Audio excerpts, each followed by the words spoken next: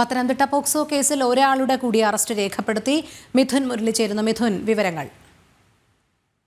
59 പ്രതികൾ കേസിൽ ഉൾപ്പെട്ടിട്ടുണ്ടെന്നാണ് പോലീസ് പ്രാഥമികമായിട്ടുള്ള ഒരു കേസ് പട്ടികയിലേക്ക് എത്തിയിരിക്കുന്നത്. 62 പേർ പ്രേരിപ്പിച്ചു എന്നുള്ള പരാതിയിലാണ് പോലീസിന്റെ ശാസ്ത്രീയമായ തെളിവുകളുടെയും എല്ലാം അടിസ്ഥാനത്തിൽ അത് 59 പ്രതികൾ എന്നുള്ള നിഗമനത്തിലേക്ക് പോലീസ് എത്തിയിരിക്കുന്നത്. ഇതിൽ 44 പ്രതികളുടെ അറസ്റ്റ് ഔദ്യോഗികമായി രേഖപ്പെടുത്തിയിട്ടുണ്ട് എന്ന ഒരാളുടെ അറസ്റ്റ് കൂടി രേഖപ്പെടുത്തി. പ്രതികളിൽ കൂടുതലും വിദേശത്തേക്ക് കടന്നിരിക്കുന്ന ജോലി ആവശ്യത്തിനും മറ്റുമായിട്ട് കഴിഞ്ഞ 5 വർഷത്തിനിടയിൽ വിദേശത്തേക്ക് പോയിരിക്കുന്ന പ്രതികൾ ഉണ്ട്, പ്രതിപട്ടികയിലുണ്ട്. ഇവരെ തിരികെ നാട്ടിലേക്ക് എത്തിക്കുന്നതിനുള്ള ശ്രമങ്ങളും അന്വേഷണത്തിന്റെ ഭാഗമായി വിവിധ പോലീസ് സ്റ്റേഷനുകൾ കേന്ദ്രീകരിച്ചുകൊണ്ട് പോലീസ് നടത്തുന്നുണ്ട്. എത്രയും വേഗം കൂടുതൽ പ്രതികളിലേക്ക് എത്തുക എന്നുള്ളതാണ് പോലീസിന്റെ മുന്നിലുള്ള പ്രഥമ ലക്ഷ്യം. കേരളം ഏറ്റവും ശ്രദ്ധേയമായി ഇപ്പോൾ നിരീക്ഷിച്ചുകൊണ്ടിരിക്കുന്ന ഒരു കേസ്, കേരള സമൂഹത്തെ ലജ്ജിപ്പിച്ച ഒരു കേസ്. അതുകൊണ്ടൊക്കെ തന്നെ പ്രതികൾ പരമാവധി പിടികൂടുക എന്നുള്ള ലക്ഷ്യത്തിലേക്ക് അന്വേഷണ സംഘം മുന്നോട്ട് പോകുന്നുണ്ട്. ഇപ്പോൾ നിലവിൽ ലഭ്യമായിട്ടിരിക്കുന്ന പോലീസിന് ലഭിച്ചിരിക്കുന്ന വിവരങ്ങൾ പ്രകാരം മുഴുവൻ പ്രതികളെ സംബന്ധിച്ചിട്ടുള്ള ഏകദേശ വിവരങ്ങൾ പോലീസിന് ലഭിച്ചിട്ടുണ്ട്. പെൺകുട്ടിയുടെ ഡയറി കുറിപ്പുകളിൽ നിന്ന് ലഭിച്ചിരിക്കുന്ന വിവരങ്ങൾ, ഒപ്പം തന്നെ ഫോൺ, പെൺകുട്ടി ഉപയോഗിച്ചിരിക്കുന്ന മൊബൈലിൽ നിന്ന് ലഭിച്ചിരിക്കുന്ന വിവരങ്ങൾ, ഇതിന്റെ എല്ലാം അടിസ്ഥാനത്തിൽ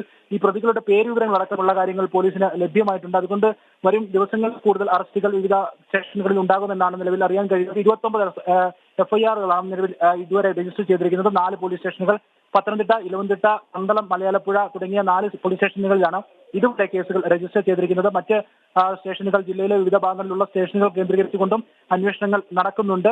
44 പ്രതികൾ ഇപ്പോൾ അറസ്റ്റിലായിരിക്കുന്നു. ഇനി 59 പ്രതികൾ ആകെയുണ്ട് എന്നുള്ള ഒരു പ്രാഥമിക കേസ് നിഗമനത്തിലേക്കാണ് പോലീസ് എത്തുകയും ചെയ്തിരിക്കുന്നത്. 62 പ്രതികൾ ചൂഷണം ചെയ്തു എന്നുള്ളതായിരുന്നു പെൺകുട്ടിയുടെ മൊഴി. 5 വർഷത്തിനിടയിൽ എന്തായാലും കേരളം ഏറ്റവും ശ്രദ്ധേയമായി നിരീക്ഷിച്ചുകൊണ്ടിരിക്കുന്ന കേസിൽ ദേശീയ സംസ്ഥാന വനിതാ കമ്മീഷനുകളും കേസന്വേഷണത്തിൽ കൃത്യമായ നിരീക്ഷണങ്ങൾ നടത്തുന്നുമുണ്ട്. രോഹിണി. ശരി, മിഥുൻ മുരളിയാണ് വിവരങ്ങൾ നൽകിയത്.